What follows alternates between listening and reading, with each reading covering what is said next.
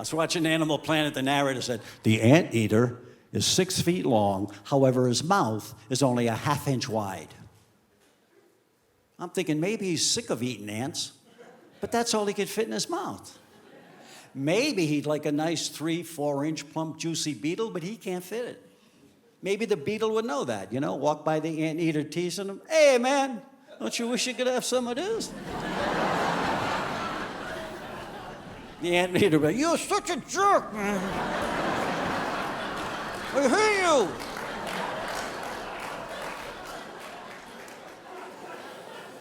I was watching this show on rodents. They had the world's largest rodent, a capybara, 4 feet long, 200 pounds. I'm thinking, what fun if I could ever get my hands on one of these. I'd put it in my basement, call up a pest control company. Yeah, a guy shows up, hey, what could I do for you? I don't know, I think I got a mouse down in my basement. He heads down those stairs, I hit that deadbolt, fun for hours, right there, folks. Love it. I was watching these 2 lions out on a hunt, 2 lions, and they were hunting down 10,000 wildebeest. And the wildebeest are running for their life from these 2 lions. Do you ever get so mad you start yelling at the screen? Turn around and beat the crap out of those 2 lions. It's 5,000 to 1. You got a shot at it. But they didn't listen. They didn't listen. They got one of the wildebeests over, and the 2 lions started eating everything. And the guy said, here comes the scavengers. A big vulture flew around. Then a jackal came up. Then another bird came down. The guy said, this is a guinea fowl. Now, folks, I'm Italian. I'm not real comfortable with that term. But it's okay. They showed a close-up of the bird. He had a velour jogging suit, gold chain, shiny shoes. Yeah. And he had an attitude. He's like, hey, you lion, come on, I'm starving over here. Throw something at me. I don't care, ribs, something, come on. I'm a big sports fan. I love sports. Did you know this? In the ancient Olympics, runners thought clothing would slow them down, so they actually ran naked. Boy, that had to make that relay race a lot more interesting, don't you think? Because you got to be real careful when you're reaching back for that baton. Well, the baton feels a little spongy today. I like sports. Some sports I don't understand, like curling. What the hell is that? Curling? Some idiot's pushing a crock pot down the ice? There's 2 more idiots sweeping.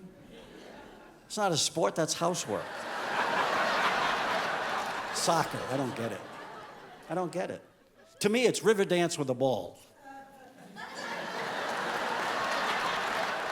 I was watching a match, 2.5 hours. Final score, 0-0. So they had to have a penalty kick to end the game. Why don't you just have the penalty kick in the beginning and everybody can go home early?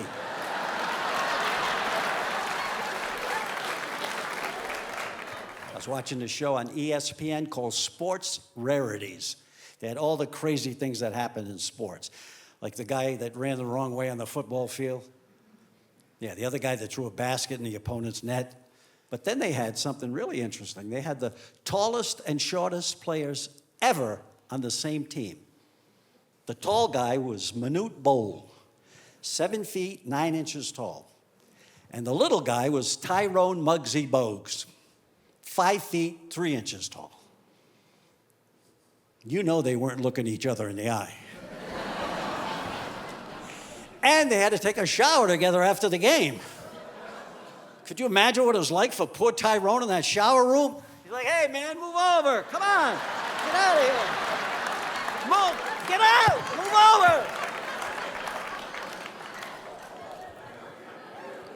My favorite sport is women's beach volleyball.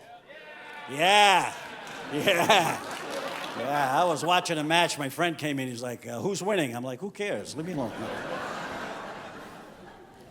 But I have a new favorite now. Women's tennis.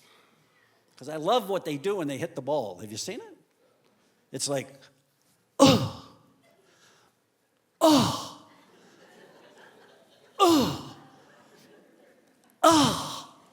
I watch it blindfolded. I'm on the couch, bag of Cheetos, a beer, blindfold, I'm just a happy guy. So I'm married, sorry ladies. The other day, check this out. I was watching an adult movie, and my wife walked in on me. So I immediately hit the channel button to ESPN. And there were two guys in a boat fishing. And my wife looked at me and said, "You can put your movie back on. You already know how to fish."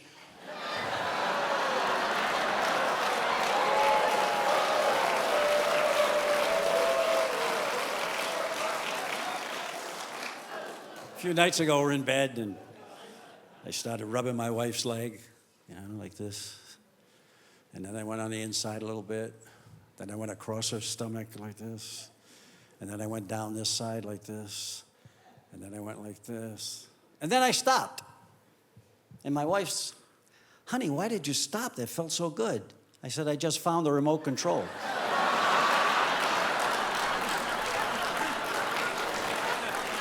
Leave me alone, I'm watching tennis. I brought a friend over to the house, and my wife, "What did you do? Look at me. My hair's a mess. The sink is full of dishes. The bed's not made. The house is a mess. Why would you bring him here?" I said, "Because he's thinking about getting married."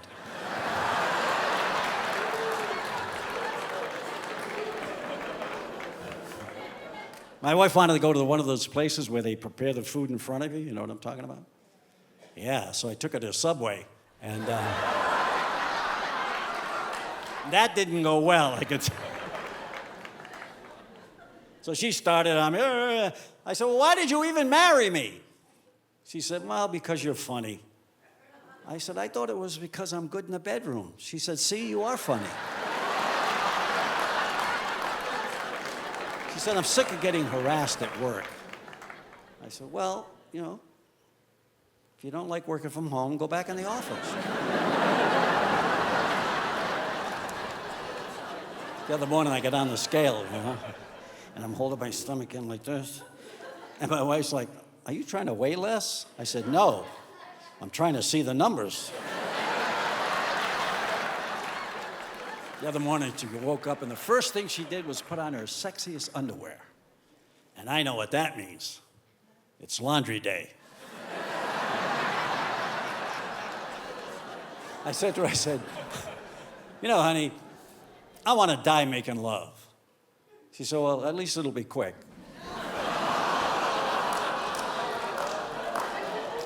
I said, "Yeah, well, if I'm alive, I'm going to put on your gravestone cold as ever." She said, "Really? Well, you know what I'm going to put on yours? Stiff at last."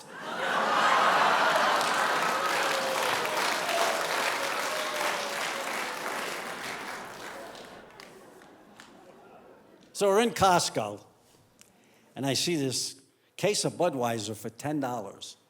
So I pick it up, I put it in the cart, and my wife's like, "What are you doing?" I said, "I'm getting the beer." She said, "Put it back." I said, "What are you talking about?" She said, "Put it back." So I took it and I put it back.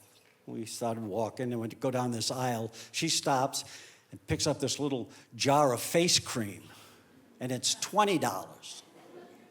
I said, "Wait a minute, you're going to buy this face cream for $20 and I can't have the beer for $10? She said, "This face cream makes me look beautiful."